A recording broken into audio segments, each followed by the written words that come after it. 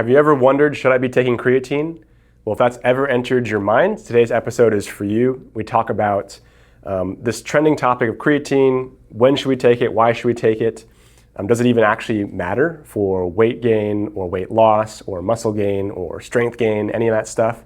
And under what conditions is it actually safe? So enjoy today's episode. It's a good conversation diving really deep into creatine based on some questions from our clients. So let's dive in.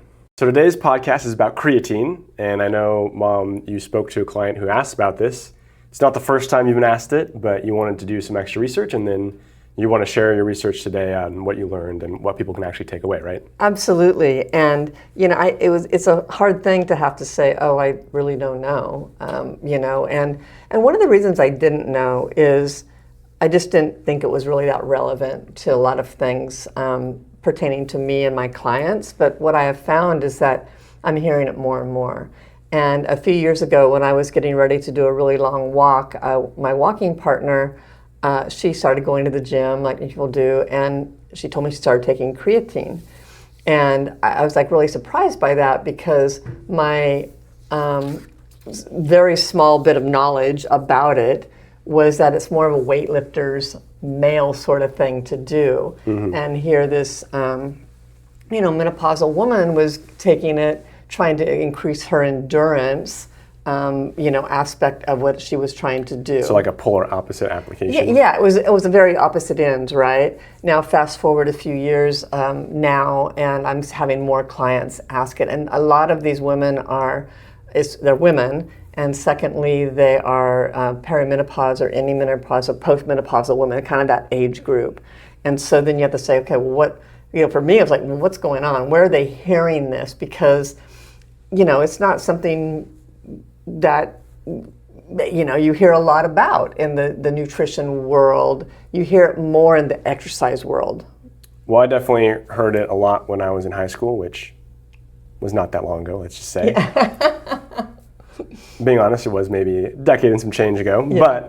But I remember that was the first time I heard it, when kids in high school, were taking it to try to get bigger.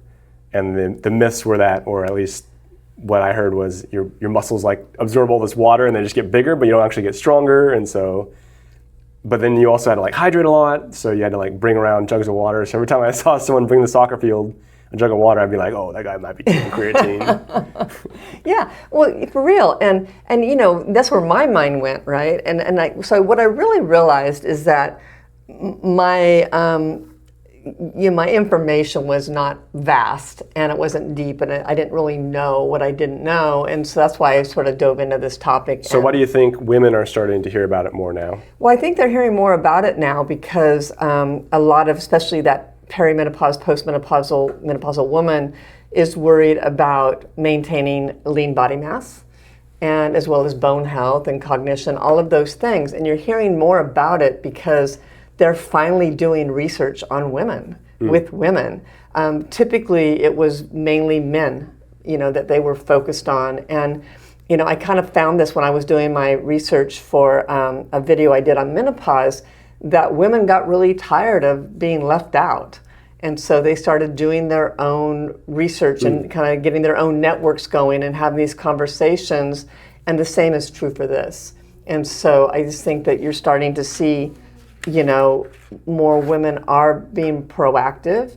And now there is some real research showing, does this actually help women hold on to muscle mass? So just more information is coming out specific to women? Yes. Is there any like marketing fluff? I know we want to talk about that later, but yeah, there is, and I think that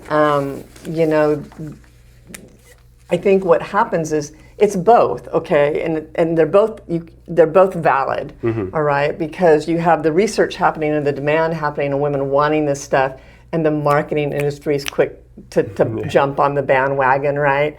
And so some of this early research came out about using some of these supplements that you're seeing, and creatine being one of them. And so the research is still pretty new and coming out, and man, they were on it, the marketing industry. So you're seeing a lot of TikTok stuff about creatine and supplements around that, and I think that's why I'm hearing more about it, right? So when people stand in front of me, they're hearing all this noise out here, and they're trying to make sense of it. So they bring it to me, and that's why I really need to know about this. Right. And so that's why I wanted to dive into this. And as you and I were going through our show notes, you had some really valid questions because the research is very confusing. Yeah, so let's dive in and tease out what exactly people need to know about this, especially with this new wave of research coming out. Probably in people's minds are, first of all, like, well, does it actually help? If so, how does it actually help? What do I have to do to actually make it work? Yeah. How much should I be taking? That sort of thing. So, yeah, we'll cover all that, won't we? Yeah. And so I think the first big thing is, okay, exercise. You need to be exercising while doing it, right? Absolutely. In fact, this is what I think is so interesting, and I see this a lot of, people start on their health journey, which is fabulous, and we're working on their nutrition, and I'm getting them to actually start moving their bodies, and the next thing they want to do is add a supplement. And really the best thing they could be doing is just doing the exercise, and especially if you're trying to hold on to that lean body mass and preserve your bone health, it's the resistance training. It definitely is that resistance training. And so in the population I work with, walking is a big exercise. Fabulous, love it, do it.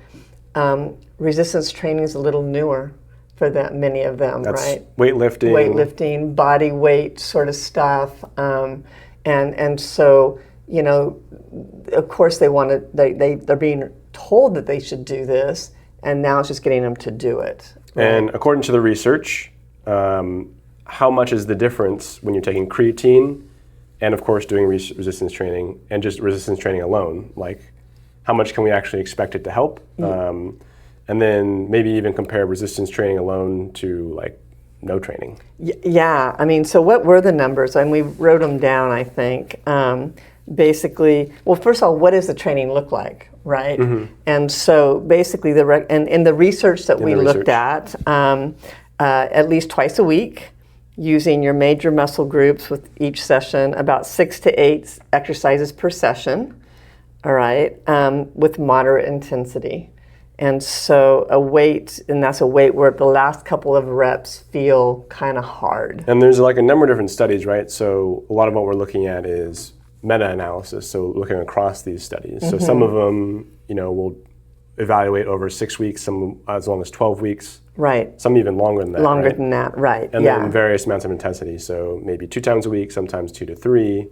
So it kind of varies. It's kind of hard to actually make all those jive well, because they're almost speaking different languages. If one's measuring like a percentage baseline change versus lean mass versus the actual strength, those aren't really comparable, apples to oranges, right? So. Yeah, and then it gets really confusing, as we found, because as they're trying to compile all this information, they'll give you a number that, like, we saw this, like, we're like, wow, that's a really big gain, right? Mm-hmm. And then when you tease it out, it was like, no, that's not actually accurate. And so it was being reported in a way that really a soundbite could grab, okay? And then you're like, wow, I mean, that's really big. But when Dylan, to his credit, kept saying, well, no, what about this and what about this? And we kept diving in deeper and deeper and deeper, we realized, oh, that's not really the number. Mm-hmm. That's not actually really that gain. And so what we found was that resistance training, fabulous. I think you definitely want to be doing it. And I think in the research average is about 16 weeks of doing it. And it's like this, that's the best thing you can be doing. Adding the creatine, when you teased out the difference between doing that and then adding the creatine versus a placebo, it was a very small amount. Mm-hmm. Yeah, and so just focusing on postmenopausal women, which are the population we're talking about because we want to maintain strength, and so there's balance, we don't fall as much. There's, of course, bone density we're doing resistance training for. And then you also can talk about, well, maintaining your lean mass, because we've done previous podcast episodes where we learned how much that's important for brain health as well as other pieces of health. Right. Just how much muscle is still sticking to your bones. Right. So those are kind of two different things to measure too. What we found was I think the most reliable figure was about 5% gain in lean body mass over 16 weeks of training. Consistent training. Consistent resistance training. Yeah. Now it's training alone. That's not with creatine on top. Right. If you kind of look across all the studies, it seemed like there was a very small, maybe not statistically significant effect in taking it for lean body mass or even just upper and lower body strength. There's a small effect. For upper body strength, it was statistically real, small extra edge. So that's, I think, the way you should think about it is it gives you that little bit boost, but honestly, you're probably not going to notice it that much. Yeah, and what I think I saw, and I thought was a really interesting, take on it was, you might feel a little stronger, and that's going to happen before you ever see anything in the mirror. Okay, seeing those ripply muscles or seeing that lean, wanting to see, and that's what we all want. We all want to be looking different or looking at seeing that we have muscle mass, that sort of thing, and that's just really not feasible, honestly. Yeah, I think the important gains, especially for this demographic, should be the functional gains. Right. And specifically for this, like, should you or should you not use creatine? In terms of what it's actually going to do for you, the more important thing is to be in the gym doing the resistance training. Yeah. And I feel like we always say this all the time. Like, the most important thing is to actually do the work. Because it's not like just taking the creatine alone will do nothing. No.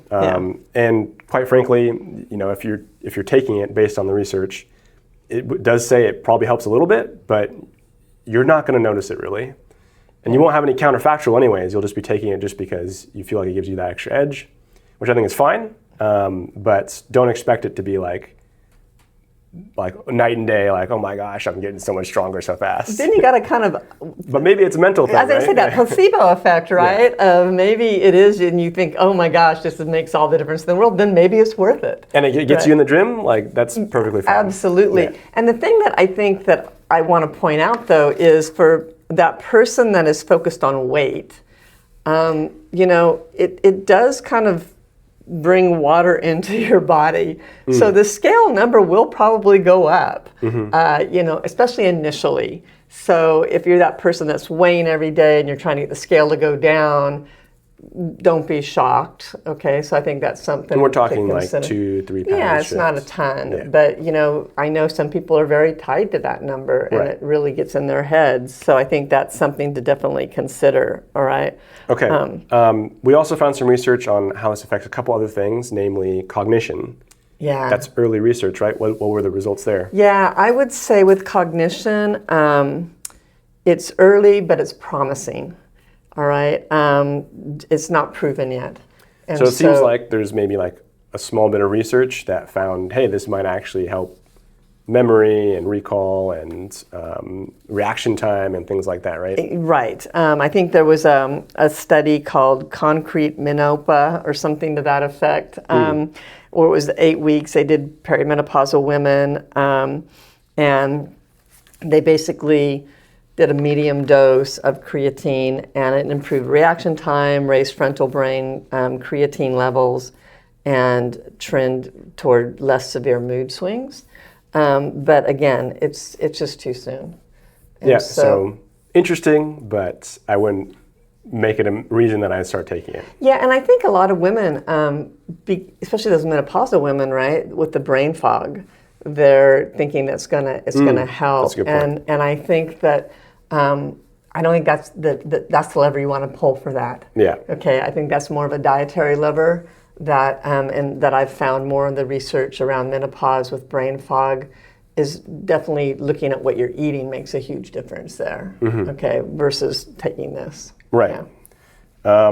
What about bone density? Yeah, that's a big one. And this is really where I started getting really curious because that's something that I definitely, am aware of. And I just, I don't know what the answer is to that, to be quite honest. Okay. Yeah, I don't know if, because there's kind of conflicting random control trials out there. One, showed that it lessened bone loss when they looked at the long bone in your leg.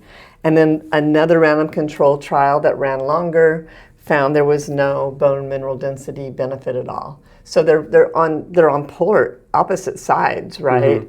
And so I think that it goes back to that idea of, what we know helps bone density is resistance training, right? Yeah. So you can't go wrong if you're doing that. And so if you're adding the creatine hoping that's going to help and you're not resistance training, again, you got to be doing both. So I would just say back to the, dietarily, really looking at what you're doing dietarily, doing the resistance training is a better bone health thing. Okay, what about risks or that could potentially happen from taking creatine? I know when I first heard about it, one of the risks or things people were talking about was maybe it's going to overtax your kidneys or something, having all this extra creatine on board. Are there other myths that are floating around in people's heads about this? I think that's the biggest one. And, I think that, anytime you put anything into your body, you should be concerned. And, I think if you have any sort of kidney issues, I would tread lightly. Okay, but that's true of any medication, right? I mean, if you have any liver issues, if you have tread lightly with what you're putting in, because those are like the detoxifying organs of your body. And so I think the myth started with there was a study where somebody did have kidney issues, but because they took it, but I think they had pre-existing kidney issues, and that confounded it, is based on what I read. But I think that well, since then they've done a lot of. So that's like basically one story. Yes, right? One person, one story, one time. But it went viral. I mean, right? And that's the one thing you hear about. Yeah, yeah. So it seems like that's just one isolated account. Since then, they've done longer studies for even like D1 athletes, I think. Yeah. That went through across their 4 years or even 5 years, and they were taking creatine the whole time and didn't notice any difference in their kidney function. There was another one similar with athletes over like a long period. So it seems like there's. Yeah, and some of those international sports organizations that really watch safety, they have come out and said that there's no reason. I mean, it appears to be safe, you know. And so, but I would say again, people with compromised kidneys might think twice before they do it. Like you said, it's true of anything, right? So. And it looks like if you take more creatine in, you're going to pee more of it out. Keep more of it out often, yeah. That's just expected. Yeah. Cool. So there's also a concern from a lot of people, will it make me bulky?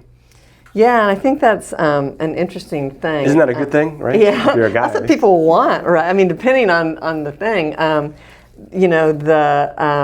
The water retention that happens is inside. Okay. Intracellular, apparently, and so it's not really visible bulk. Okay, what's going to do that is, again, lifting the weights, right? Yeah. Over time, lifting the weights. And so, and I think that has to be noted too here around that is that, remember that the biggest finding they found was it was an increase in strength. And that's different than bulk or lean body mass, right? I mean, they seem like they're the same, but they're not. Yeah. Bulk can increase strength, but you can get more strength just from better form, can get you, lifting more weight or pushing more weight, as well as just your brain actually adapts. So it gets better at sending signals and like basically orchestrating all your muscle fibers. Okay.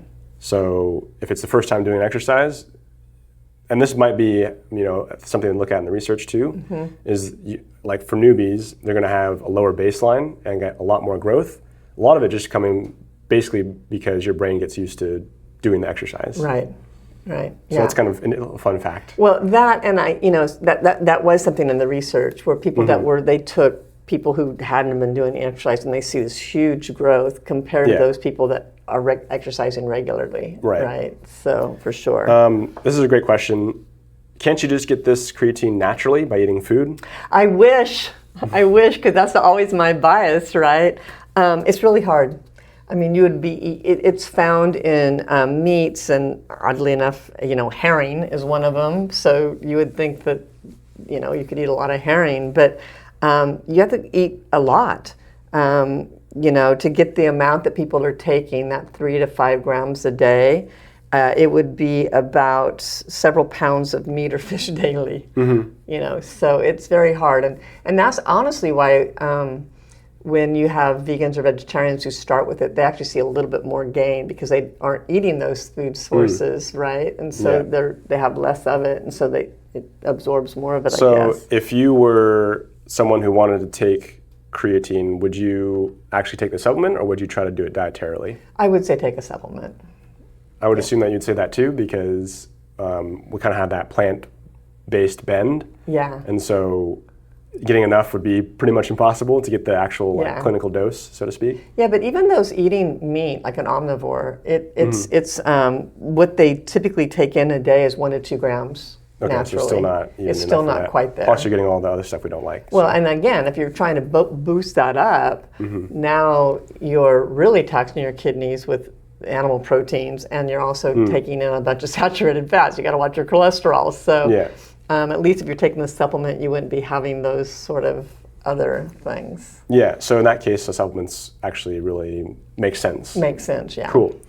And then the last one would be like leucine. Comparing that. Yeah. I mean, in the athlete world, you hear a lot about leucine, and it's a branched chain amino acid, and it's one of those things. But apparently, it's a different mechanism.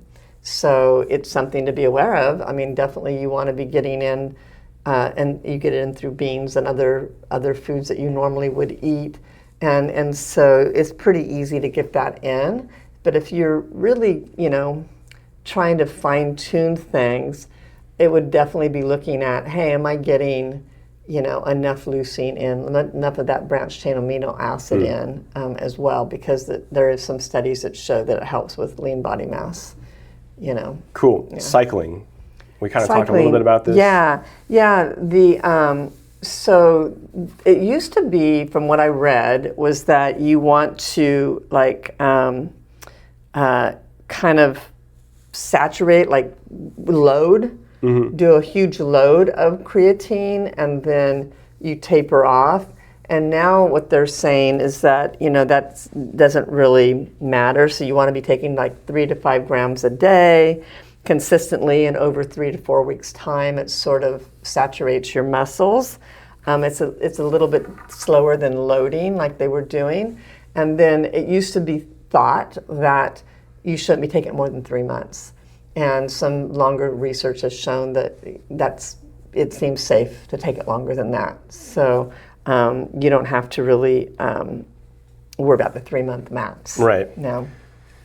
So we always, especially when it comes to supplements, I think we approach with a lot of caution, because so much of it can just be marketing hype and fluff and cherry-picked research and numbers. So how much of this do you think is, there's always nuance though, because there is some truth to a lot of these claims. So how much should we listen to the marketing, and how much should we buy into this? Really? I mean, it's such an individual choice. And, and again, what you find is that different people see different results. And, for me personally, having to take a pill every day, not my favorite thing to do. I'd rather go out and just exercise more, and but for the amount of gain that it's showing, it seems to me like a lot of effort. And there's always that risk of me being that one person that doesn't set well, or I have a bad experience with it, or that sort of thing. So anything you're taking something in like that, you don't know how you're going to react. And yes, is it generally regarded as safe? Absolutely, but so are artificial sweeteners, and I see plenty of people that have reactions to those, right, in their gut. And so it's like, it's such an individual thing. And so I would say read the research for yourself. Really, don't listen to the person next to you on the, lifting weights. Dive in and read the research and understand what it's going to do for you, and really get clear on the goals that you want. Where should you start? Start with lifting, doing your resistance training. And then when you get to a level that you're just looking for that extra edge, maybe that's when you consider adding it in, right? I don't know. What are your thoughts about it? My thoughts are little risk, also very little benefit, if any at all, which I think is kind of my typical take on supplements, is like, you're just not going to notice it, or it doesn't really matter that much. Yeah. I would say if it's going to get you in the gym, the fact that you're taking the supplement, you're like, oh, I'm going to, like, it kind of gets you into the gym. I don't know, that happens for a lot of people. Yeah. Like, I've got this thing, I'm going to use it, I'm going to make sure to actually do the exercise to back it up. Then I think it's fantastic. Otherwise, for me personally, I just don't think it's worth the cost. Yeah. I don't want to be on a subscription for something that I don't think I can even measure the difference of. So. Yeah, and I think, what I see a lot of is people are taking a lot of supplements. And so when I ask the question of are they helping, they don't even know. They don't know what, if they're feeling better, they don't know which one is actually helping. So, really, again, just be very aware. And I think people fall into this FOMO of everyone else around them is taking it and getting the edge. And then, and that was actually a question asked to me. Am I behind in my lean body mass and bone density and cognition because I'm not taking it, right? And it's like, no. If you're behind, it's very unlikely it's the creatine that's missing. Right, yeah. And so I think there's a little bit of this, this bandwagon, so to speak, everybody's on it, and you don't want to be that one person who didn't get the memo, okay? And you're like, wow, I could have been doing that all along. I would say if you think that you need to take it, I would make sure you're getting into the gym at least 4 weeks to kind of earn taking it. Yeah, that's a good. I would put it as a carrot on a stick for myself. Yeah, that's kind of a good way of looking at it. And we wanted to end this episode with a really neat mental model, the 4-question filter. Yeah. Seeing as there is a ton of marketing and noise out there about nutrition, about fitness, about supplements, kind of like we touched upon here, there's a really good checklist you can go through, and I'm a huge believer in checklists, mental checklists, to just make our thinking and decisions better. Can you talk to us about the 4-question filter? Yeah. I started using these with a lot of the HRT and diet and menopausal sort of look, and it really holds true for everything, right? And so the first question is this actually backed by an actual named study? Okay, because you'll see so many of these claims are like, studies show, and I have fallen into that myself, studies have shown this and that, and so really look and see, well, what is the study? And I've looked at them plenty of times, you're like, that's not actually a study, Yeah. Who's saying it, what exactly are they saying? What are they claiming? And what was the actual conditions under which they found this? Yeah. A lot of times you'll see the studies, and they'll be done in petri dishes or on animals, and it's like, okay, well, how does that relate to me as a human, right? And so you have to just really look for a solid meta-analysis that's looking at random control trials, because even within those, there's things that aren't, the numbers are confounded, right? And so you want to just see, is there an actual study? Good second question is the person telling me this actually selling me something? Yeah.